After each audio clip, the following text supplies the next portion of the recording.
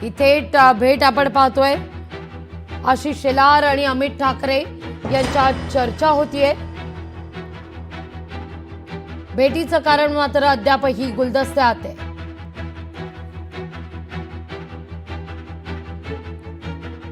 अमित ठाकरे यांच्याकडून आशिष शेलार यांना काही निवेदन देण्यात आल्याचं या दृश्यातून कळतंय।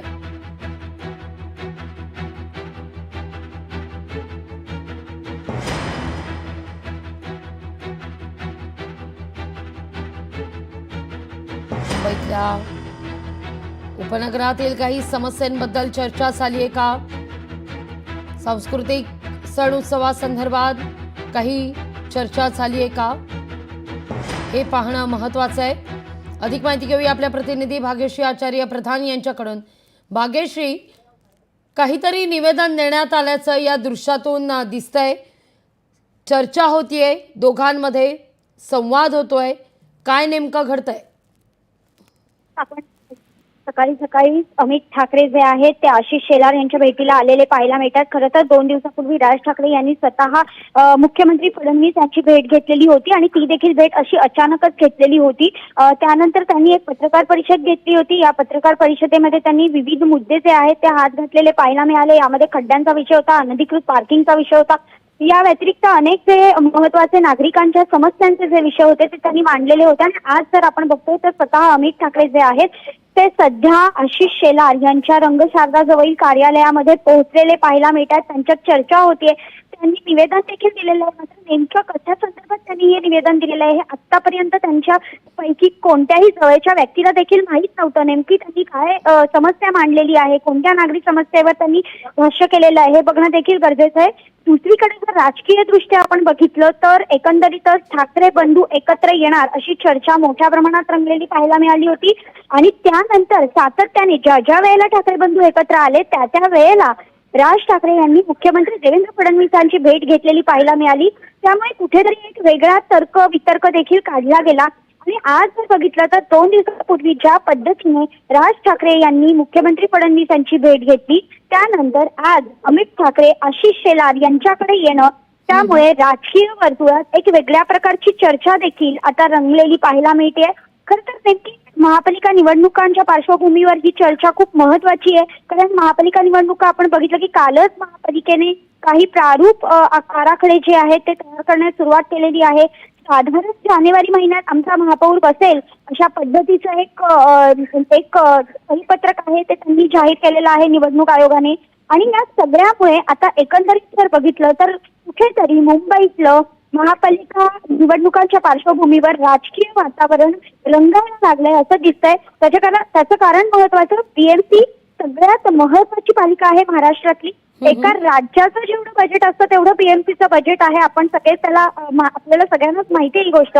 आणि यासाठी पीएमसीवर नेमकं कोण अधिराज्य गाजवणार या सगळ्या प्रयत्नामध्ये आता सगळेच जण पाहायला मिळतात। त्यामुळे पुन्हा एकदा कुठेतरी राज ठाकरे आणि उद्धव ठाकरे एकत्र येणार का आणि त्यांच्याही एकीकरणाला भाजप सपोर्ट करतंय का हे बघणं देखील तितकंच महत्वाचं आहे। कारण एकीकडे आपण बघतोय की या तिघांचा जो सत्ता कारभार चाललाय यामध्ये कुठेतरी शिंदेंना डावललं जात असल्याची चर्चा देखील मोठ्या प्रमाणात रंगलेली पाहायला मिळते।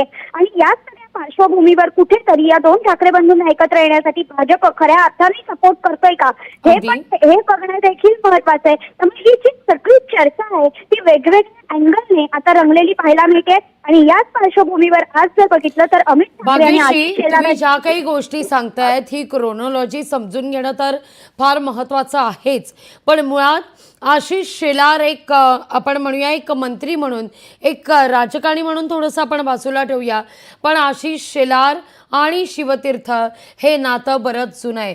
बऱ्याचदा आमचे संबंध मित्रत्वाचे आहेत हे स्वतः आशिष शेलार असू देत किंवा राज ठाकरे यांनी स्पष्टपणे सांगितलेले आहेत। आज जर आपण या सगळ्या भेटी पाहिल्या, आज जर आपण या सगळ्या घडामोडी पाहिल्या, तर मात्र यातून एक असा अर्थसुद्धा निघू शकतो. मुंबई उपनगरातल्या काही समस्या आहेत का? या उपनगरातल्या टाउन प्लॅनिंगबद्दल, साचलेल्या पाण्यासंदर्भात, ट्रॅफिक संदर्भात जो मुद्दा खरं तर राज ठाकरे यांनी फडणवीसांच्या भेटीनंतर उपस्थित केलेला होता, त्यावर काही बोलण्याकरता अमित ठाकरे निवेदन आशिष शेलार यांना देण्याकरता गेलेले आहेत का? सांस्कृतिक कार्य मंत्री आहेत आशिष शेलार, त्यांच्याकडे सांस्कृतिक खातं आहे.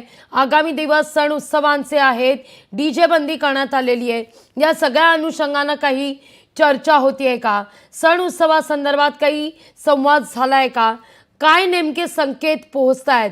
एकीकडे ही भेट राजकीयदृष्ट्या महत्त्वाची आहेच, कारण दोघांमध्ये होत असलेला तो संवाद, दोघांची ही देहबोली बरंच काही सांगून जाते. भाग्यश्री, नक्कीच आपण जर बघितलं लागली एकंदरीत तर आता आशिष शेलार आणि अमित ठाकरे यांच्यामध्ये चर्चा रंगलेली पाहायला मिळते. या चर्चेदरम्यान जर आपण दृश्यांमधनं बघितलं तर त्यांनी एक निवेदन दिलेलं आहे. तसं मुख्यमंत्री फडणवीस यांची राज ठाकरे यांनी भेट घेतलेली होती. या भेटी दरम्यान त्याच्यानंतर त्यांनी एक पत्रकार परिषद घेतली. या पत्रकार परिषदेत त्यांनी स्पष्ट केलेलं होतं की शहराचा विकास आहे तो कुठेतरी खोळंबलेला पाहायला मिळतोय, असं त्यांचं स्पष्ट मत होतं. आणि यामध्ये सगळ्यात महत्त्वाचा मुद्दा त्यांनी पार्किंगचा घेतलेला होता, रस्त्यांच्या खड्ड्यांचा घेतलेला होता. खरं तर गणपती बाप्पा तोंडावर आलेले आहेत, खड्ड्यांचे विघ्न आहे ते मोठ्या प्रमाणात आहे. आणि ह्या सगळ्यामध्ये आपण जर बघितलं तर काल स्वतः शेलारांनी देखील यावर वक्तव्य केलेलं पाहायला मिळालं होतं खड्ड्यांच्या संदर्भात. आणि आता जर आपण बघतोय तर नेमकं हे निवेदन जे आहे हे सण संस्कृती त्याचबरोबर एकंदरीत जर बघितलं तर रस्त्यांची अवस्था, अनधिकृत पार्किंग या समस्या ज्या आहेत त्या विविध समस्या आहेत. तर मुंबईचे